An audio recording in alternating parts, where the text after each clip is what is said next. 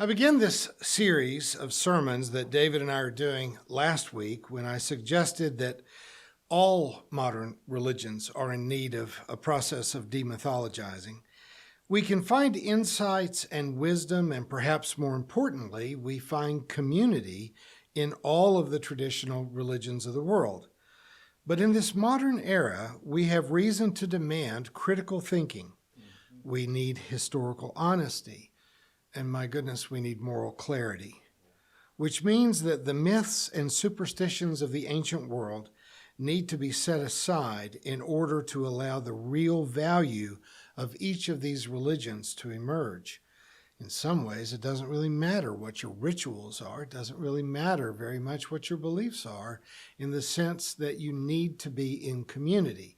And that community support has value whether you're a Jew or you're a Buddhist or a Christian or a Hindu. And I do feel a little bit of a need to apologize about using a passage from the Christian Gospel of John to introduce this lecture on demythologizing Judaism. John is the least historically reliable of the four canonical Gospels in the Bible, and that's saying a lot because none of them are historically reliable. But John is a second-century creation, and its version of Jesus is almost entirely a work of fiction. It is also the most clearly anti-Semitic of the Gospels. But for our purpose today, it is a piece of fiction written in a time when there was still a living memory of the competition that existed in the first century between Jews in Jerusalem and Samaritans who thought of themselves as being Jews and whose temple was built on Mount Gerizim. This is relevant to us today only because the current canon of the Hebrew Bible would have had us to believe that there was only one temple, and that Judaism revolved around only the temple on Mount Zion in Jerusalem, or more accurately, Mount Moriah. The fact is that there were at least 4 temples, and there were possibly more. 2 of them were in Egypt. One was in Alexandria, and the other one was on the island of Elephantine. And one, as mentioned in the Gospel of John, was built on Mount Gerizim. What Christians call the Old Testament is just the version of Semitic writings that were finally edited by the priests and scribes within the Jerusalem sect. But there were others, and sometimes they were intensely competitive with one another. We have letters that were exchanged between the priesthood in Jerusalem and the temple priests in Egypt. And the temple priests in Jerusalem thought they should just shut their operations down. They didn't want any competition. So it's repeated over and over in the version of the Old Testament that we receive that there was only one temple and that could have no rivals. When I teach a college course in Western religions, I tell my students that you really have to think about Judaism as not being a singular homogeneous religion, but it's had at least 2 entirely different religions, and more likely, I think it's safer to think of there having been 3 or 4 or 5. But for simplicity's sake today, let me just talk about the 2 major divisions of Judaism.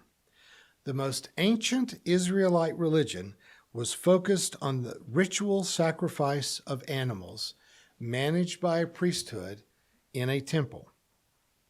It was not a monotheistic religion. Ancient Semites accepted that there were many gods, but Yahweh was their God. In the time of Moses and King David, Yahweh was a regional god of war.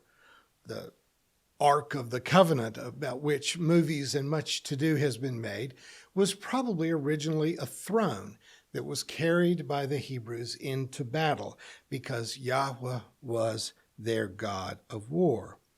Yahweh was a regional god who accompanied them in battle, and he was more helpful in battle if you were completely loyal to Yahweh and never sacrificed to rival gods.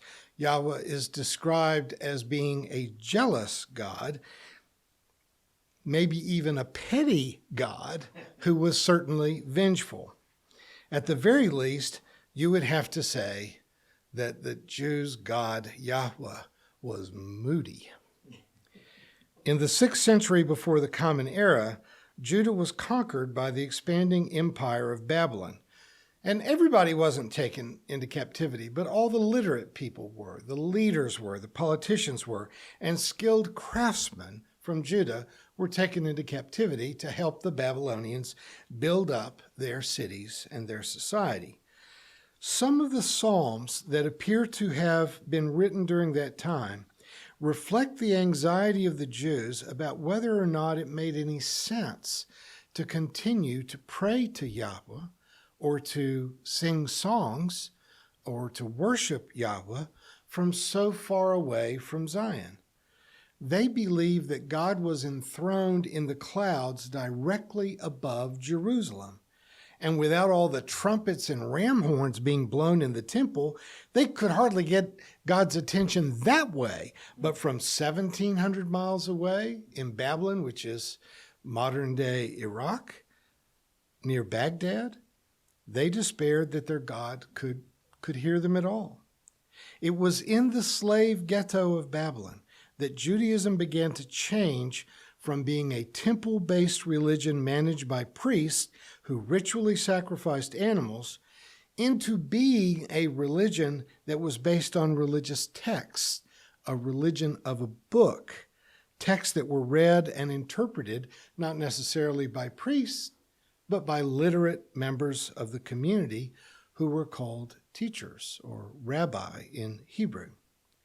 It was in Babylon that the Jews were introduced to the Persian religion, Zoroastrianism, to concepts of monotheism, as well as beliefs in such things as angels and demons, as well as heaven and hell. Earlier Judaism had no concept of a life after death that was reward and punishment. This came to them from their time in captivity, so that the religion that emerged nearly a century later didn't look very much like the religion that had gone into captivity earlier. After the return of the Jews to Judah, a temple was rebuilt, but the temple cult was, from that time on, in competition with the Jews who worshiped in synagogues, and both coexisted for the next 400 years. There were no sacrifices going on in the synagogues, but it was a place of study of religious texts, most of which had been compiled while they were in Babylon, and almost all of which bear the mark of having been edited sharply to meet the needs of the children of Israel that were held captive in Babylon, not necessarily to reflect what had happened 500 or 600 years earlier. This competition between the temple-based priesthood and the form of Judaism practiced in the synagogues continued right up until the time of Jesus. In fact, for those of us who grew up going to Christian Sunday schools, we were led to believe that Jesus and his disciples and most early Christians were Jews, and that everyone who wasn't a Jew was a Gentile. That's our modern use of those words. That's how people mean it when they say those words now. But in the time of Jesus, when the priests spoke of Jews, they meant the people that lived in Jerusalem and made sacrifices at the temple, and that everyone else who lived in the Galilee, people like Jesus and his disciples, they were Gentiles. They would have thought of Jesus and his disciples as being Gentiles just as much as the Roman pagans were Gentiles. So when the temple was destroyed in the late 1st century, around 72 AD, we think, Judaism became a religion exclusively based on a book, centered in synagogue worship, and the priesthood was never reformed. As Rome embarked on what we would have to call a 1st century genocide of the Jews, Judeans were scattered all around the world. They forgot their tribal identifications. They gave up any hope of ever having a temple in Jerusalem again, literally until the mid-20th century, when, in response to the Nazi Holocaust, the nation of Israel, the modern nation of Israel, was reestablished in 1948. In the 19th and 20th centuries, the existing Jews at the time evolved into four distinct groups: the Reformed, which is the largest; the Orthodox, which doesn't sound as heavy as it might; or the Conservatives, which doesn't sound as heavy as it might; and the lesser-known Reconstructionist movements. The majority of Jews that you will ever encounter are Reformed, or possibly from the conservative tradition. But the ones we tend to hear the most about in the news are from the Orthodox tradition, and that is a fairly small slice of modern Judaism. And yet, they have an outsized amount of influence on the policies of the government of Israel. The kind of curious thing about modern Judaism is that we know much. The curious thing is the fact that we know very much about them at all, because there's just not very many of them. Looking at the global population, nearly a third of the people in the world identify as being Christian. About a fourth of the people in the world identify as Muslim. 15 to 16% of people would tell you that they're either Hindu or they're nothing at all. Only 7% of the world describes themselves as being Buddhist. But how many Jews are there? Less than 1/4 of 1% identify as being Jewish, 0.2. How do they still cast such a long shadow on the consciousness of the world? The Spice Girls have more fans than there are Jews in the world. How do 15 million people stand out so much in a world that currently has 7.5 billion people in it? Now, racial and cultural stereotypes are always inherently dangerous, and they're probably at root racist. Trust me, I'm the adoptive father of a very bright young Korean daughter. I can tell you from firsthand experience, all Asians are not good at math and science. My daughter majored in business because she thought it would be easy, and because the business school at the college where I taught has a study abroad program in Italy, and she wanted to be a part of that. Imagine how proud I was. But for the 0.2% of the population in modern times that are Jewish, you just have to sit back and scratch your head about the fact that 1/4 of all Nobel Prizes have gone to Jews. Half of the Oscars for music, half, have gone to Jews. And you don't even want to talk about modern philosophy or psychiatry without Jewish thinkers and scholars. And when it comes to comedy, forget about it. From Einstein to Sigmund Freud to Jon Stewart and Groucho Marx, the Jewish people have put their stamp on what it means to live in the modern era. And right now, you can't mention Jews who have made significant contributions to the modern world without mentioning the former comedian and actor who's turned president of Ukraine, Vladimir Zelensky. I don't want to say too much about this amazing national leader because I'm slightly jealous that my girlfriend and every other woman on earth has a big crush on him right now. And if he keeps up this courageous display in a showdown with Vladimir Putin, I may discover that I've got a man crush on him myself. May his tribe increase. But so far as demythologizing and Reformation in the 21st century goes, it should go without saying that the fact that the Hebrew Scriptures contain a claim that the God of the Hebrews somehow uniquely chose them is just a piece of religious propaganda. The Jews are no more chosen by God than God has chosen the Boston Red Sox. We have no special reason to believe that Moses even existed in history, and we have lots of reasons to assume that most of the Exodus narrative is fictional, if not all of it. So God didn't write the Ten Commandments. God didn't write the Torah. The Torah is not really any more sacred writ than any of the other ancient or modern religious writings. It's an older equivalent of the Book of Mormon, with just about as many preposterous claims and fictional stories. Judaism is not, as I've tried to explain, a single static religion, but it is an ever-evolving spiritual community with many ancient and current expressions. But it is a community that has valued identity and ethics and intellect. Although their numbers are very small globally, we can be grateful for their contributions to the arts, to the sciences, as well as to global politics. Still, for the past 80 years, this small population has suffered much more than its share of discrimination and of violence. Ironically, though, we find the modern state of Israel, the geographic center of Jewish identity, to now be dishing out some of the same abusive injustice that they have been famous for suffering. I insist upon the obvious right to be objectively critical of the state of Israel without being dismissed out of hand as being anti-Semitic.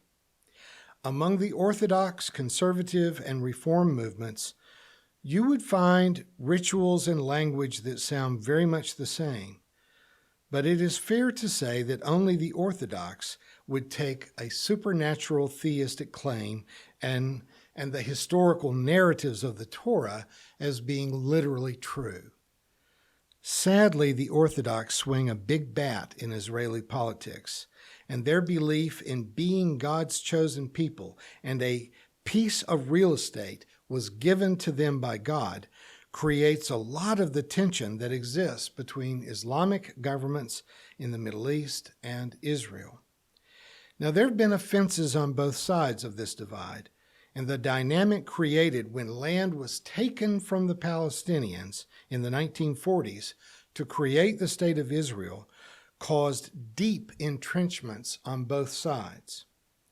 I am profoundly sorry that in a fit of biblical romanticism, the United States and the nations of Europe went along with the creation of modern Israel in the ancient land of the Hebrew Bible. The Holocaust, folks, was a European sin. And though the Jews did deserve a safe homeland at the end of the war, it should have never been established in Palestine. It should have come out of European land, probably on the border of Germany and Poland. Making Palestine pay for the sins of the Germans and the Nazis has set up a situation that has almost no solution. 70 years into this geographical mistake, I honestly have no idea how to unwind it. A two-state solution seems workable ideologically, but if the past is prelude, any Muslim state adjoining Israel is likely to quickly return to wanting to push the Jews into the sea. Dramatic reform in the religious thinking of both Jews and Muslims is needed.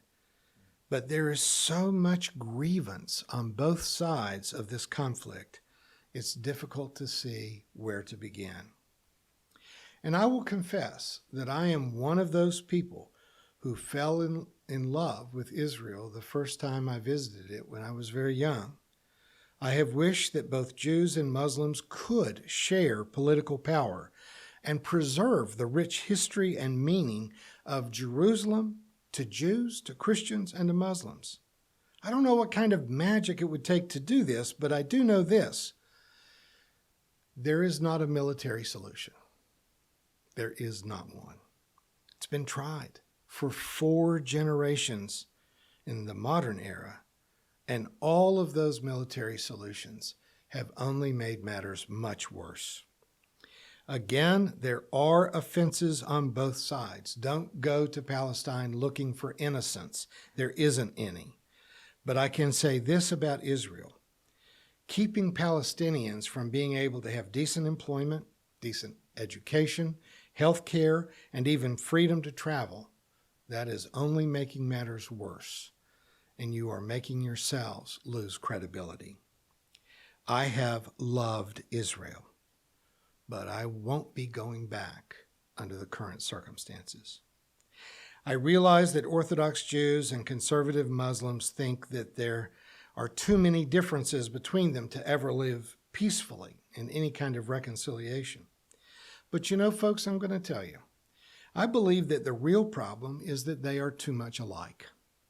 They both have projected onto the skies an image of a God who makes them entitled to a particular piece of land, that makes them entitled to power, and they are both wrong. The Quran says that when a land has been under Muslim rule, it must remain under Muslim rule forever. And should it ever be taken over by others, it must be regained. So conservative Muslims are never going to give up wanting to take the land back. The Torah says that God gave the promised land to the Jews. Both of them are wrong. Folks, God's not a real estate broker. God is not a pathological land thief. This is not going to make me popular among traditional Christians, Orthodox Jews, or conservative Muslims, but this is ultimately a failure of all monotheisms.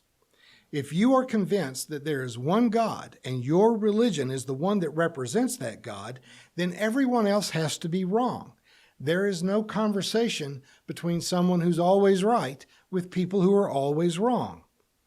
Polytheism may not be attractive to many people in the modern world, but at least polytheism allows for cooperation and peace, and folks, that can't be all bad.